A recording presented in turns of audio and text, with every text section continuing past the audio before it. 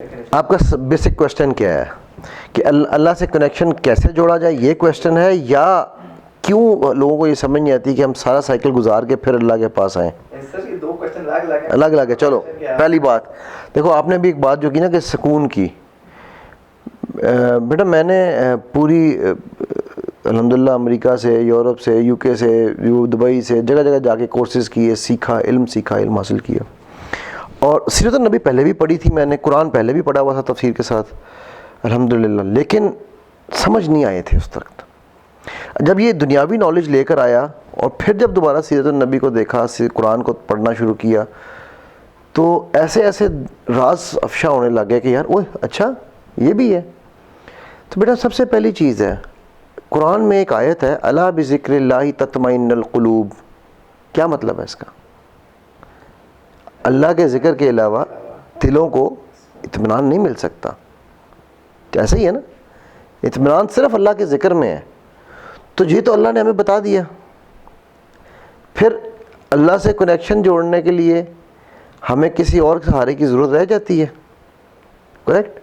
ہاں، ہم نے یہ رٹی ہوئی آیت سن لی، پڑھ لی، 8ویں میں، 6ٹھی میں، 7ویں میں، 8ویں میں، 9ویں میں یاد کر لی، پرچے میں لکھ دی، انفارچونیٹلی سمجھی نہیں.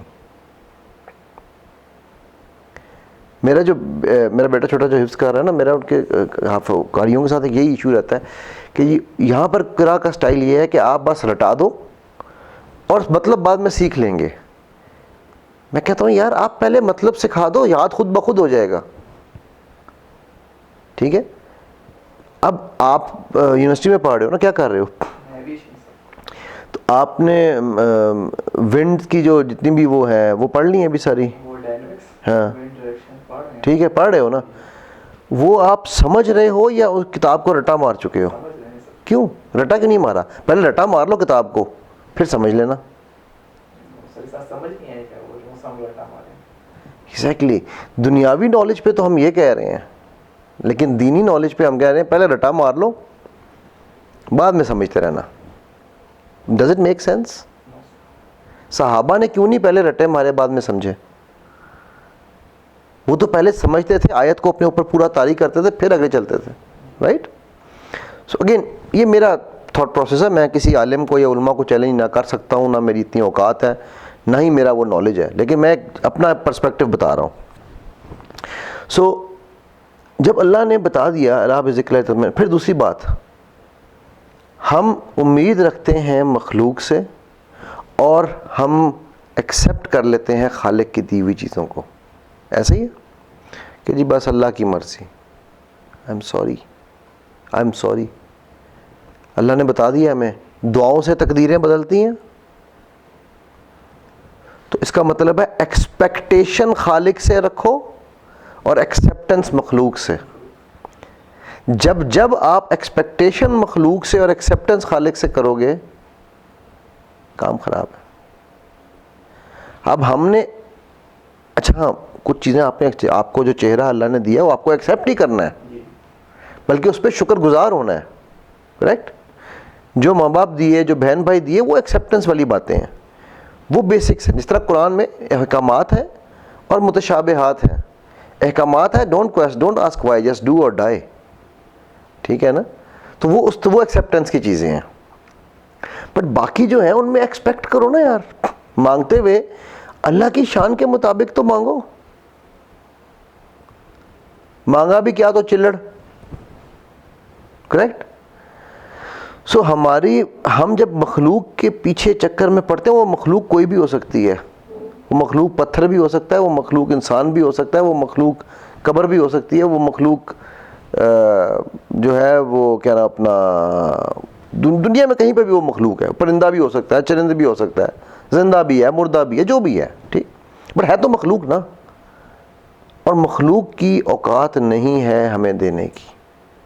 مخلوق نہیں دے سکتی. بلکہ کچھ مخلوق تو ایسی ہے کہ اس کا بس چلے تو بھوکا مار دے آپ کو اور مجھے. ٹھیک ہے؟ سو ہماری پرابلم کیا ہوتی ہے، وہ جو میں ہمیشہ ایک بات کہتا ہوں نا، اور اللہ نے وہ قرآن میں بھی کہا، مجھے غالباً 49 نمبر سورہ کون سی ہے ذہن سے نکل گیا نام، نمبر مجھے یاد ہے ابھی تک، اس میں کہ جی جب یہ عربی جو آئے تھے تو انہوں نے کہا کہ اللہ نے نبی کو کہا کہ ہم ایمان لے آئے، تو اللہ نے کیا کہا کہ ان سے کہو کہ یہ بدو جو ہیں یہ ابھی ان کے دل میں انہوں نے اسلام قبول کیا، یہ اسلام میں داخل ہوئے ہیں، ایمان مومن نہیں بنے ابھی یہ، تو کیا ہم ان سے زیادہ دعوے دار ہیں؟ ہم نے کلمہ تو پڑھ لیا نا، سمجھا ہے، وہ پنجابی میں کہتے ہیں نا کسن نیڑے یا رب، ہمیں موقع پہ یقین ہے کہ یہ پڑھ جائے گا، ہمیں یہ یقین ہے کہ یہ جو وزیر اعظم ہے یا یہ جو وزیر اعلیٰ ہے یہ ہمیں نقصان پہنچا سکتا ہے، لیکن یہ یقین نہیں ہے کہ اللہ ان سے بچا سکتا ہے۔ کیوں؟ اسی لیے پھر ہم ذلیل ہو رہے ہیں آج۔ وہ تو معزز تھے زمانے میں، وہ معزز تھے زمانے مسلمان ہو کر، اور تم وطن خوار ہوئے تاریخ کہ قرآن ہو کر، ٹھیک ہے؟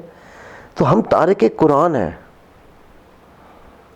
ہم جس چیز کے جو بیس ہے ہمارے علم کی، ابھی میں مزیدار بات بتاتا ہوں، ابھی مجھے پاس نا ایک بچی کا فون آیا کچھ دن پہلے کہ سر میں بڑی ڈپریشن میں ہوں، میرے لیے ایک رشتہ آیا ہے سر، وہ ہم امیر گھر کے لوگ ہیں لیکن وہ لڑکا سر، وہ میں ACC ہوں، وہ لڑکا بالکل ان پڑھ ہے۔ کہ اچھا کیا کیا؟ کہتے ہیں اس نے حفظ کیا ہوا صرف۔ اللہ اکبر! میں نے کہا بیٹا صرف حفظ کیا ہوا ان پڑھ ہے؟ وہ میرے تیرے سے زیادہ بڑا پڑھا لکھا ہے وہ؟ ہاں، اگر اس نے حفظ سمجھ کے کیا ہوا ہے تو، اگر اس نے رٹا مارا ہے اور کچھ نہیں کیا اس کے بعد، پڑھا بھی نہیں، کہتی سر ہاں وہ اس نے مجھے یہ بتایا کہ میں نے حفظ تو کر لیا تھا ماں باپ کے کہنے پہ، لیکن مجھے پتہ نہیں کتنے 20-15 سال ہو گئے ہیں میں نے قرآن کو ہاتھ نہیں لگایا دوبارہ۔ اب یہ ایک دوسری سائڈ ہے نا۔ اب وہ بندہ، اب اس کو جو اس کے نام کے ساتھ تو حافظ صاحب لکھا ہوا ہے، دیکھنے والے تو یہی کہیں گے نا یہ حافظ صاحب ہے، اور حافظ صاحب کی زندگی کی جو خرابیاں ہو رہی ہیں یار حافظوں کے ساتھ یہ ہو رہا ہے۔ وہ بھائی وہ تارک قرآن ہے، معزز کیسے ہو سکتا ہے؟ بٹ اگین جو میرا پوائنٹ تھا کہ ہم نے اس علم کو، ہم نے کہا وہ صرف حافظ ہی کیا ہوا ہے، ہم نے اس علم کی ویلیو ختم کر دی، جبکہ سب سے اوپر جو علم ہے وہ اللہ کی کتاب اور اللہ کے نبی صلی اللہ علیہ وسلم کی سیرت کا علم ہے۔ اس سے بڑھ کے کوئی علم نہیں ہے دنیا میں، باقی سب اسی سے نکلے ہیں۔ اچھا یہاں پر لوگوں کو کنفیوژن ہوتی ہے کہ جی قرآن سے پہلے تو پھر کیا علم نہیں تھا؟ بھائی اللہ نے اپنے ہر پیغمبر کو جن کو کتابیں صحیفے دے کے بھیجا ہے وہی وہی علم سارا ہے۔ اس سے پہلے عیسیٰ علیہ السلام، اس سے پہلے موسیٰ علیہ السلام، ٹھیک ہے؟ سو علم وہی ہے، سورس وہی ہے، اور سب سے پہلے اللہ سبحانہ تعالیٰ کہہ رہے ہیں ہم نے آدم کو کلمات سکھائے، تو سورس اللہ ہے علم کی۔ ہم سورس کو جب چھوڑ کر ریسورس فل بننے جاتے ہیں، دیکھو سورس اور ریسورس کنیکٹ کرو دوبارہ سورس کے ساتھ، ریسورس فل جو کہ فلی کنیکٹڈ ہے سورس کے ساتھ، ٹھیک ہے؟ ہم سورس کو چھوڑ رہے ہیں اور ادھر ادھر جو باقی شاخیں ہیں ان کو ہم نے پکڑ لیا۔